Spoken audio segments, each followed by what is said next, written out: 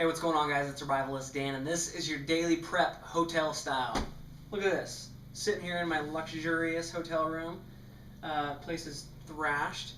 But today I wanted to make a quick prep episode, and I wanted to do a little review of a book that you would probably never see a prepper do a book review on, and that is the book Off the Grid Homes. The reason I say that you probably never see it is because you can see this is essentially a coffee table book, okay?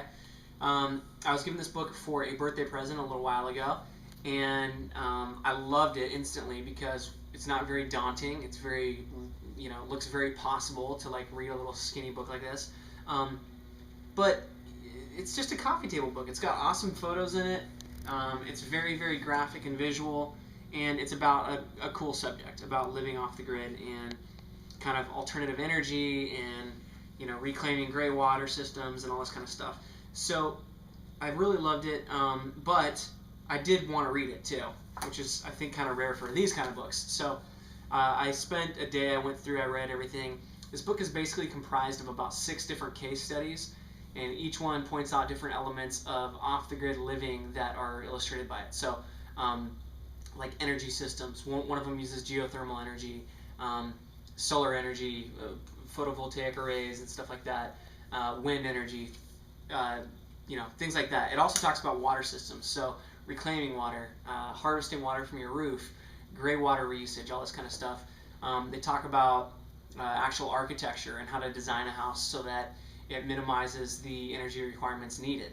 All these different kinds of things. So I dig that. Like I said, it's about 6 different case studies that come together to make this book. Some things I'll just kind of tell you briefly that I like about it. Number one, I really like that it has, at the end of every book, at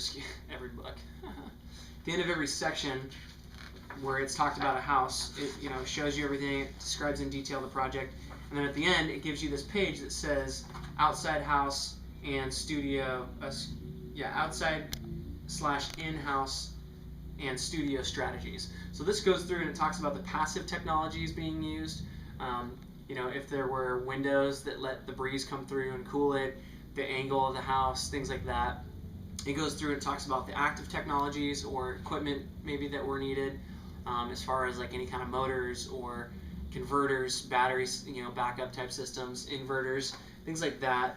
And then it talks about the materials that were used to achieve the goals of this specific project. So I really like that. And then the other thing is that along with each section, there is kind of this, in the middle of each section, there is like an info, kind of like a subject page that will teach you about, in this case, solar hot water systems. Or I mentioned there was geothermal energy used in one house. That's one kind of breakout section for that section, that chapter, I guess. What else? It talks about wind. There's about 6 or 7 of these different little breakout sections here that do a good job of explaining concepts in a little bit greater detail. So what this book is not a DIY. It's more of just showing you a bunch of case studies that are really cool, and it's super graphic. So if you are somebody who likes to have a little coffee table book, I recommend this. If you read it, you will find what I found, that it is written at a very kind of stuffy Princeton Ivy League type level. They go out of their way to just use big fluffy words, which is a little annoying, but that's kind of why I like those breakout sections of the materials used and all that stuff at the end, and then also the kind of the informational page in the middle of the chapter. Apart from that though, guys, beautiful book, lots of awesome photos, well put together, and kind of a good starting place to, I think, get some ideas maybe for your own little off-the-grid project. The 6 houses are featured are in Montana, one's in Seattle, one's in Tasmania, really cool. Where else? I don't know. All over. Actually, there's 2 in Montana, so they're kind of spread around.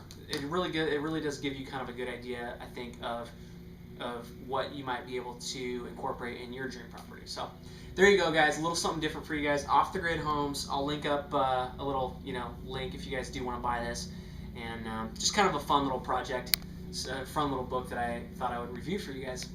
I'm Survivalist Dan, and this has been your Daily Prep.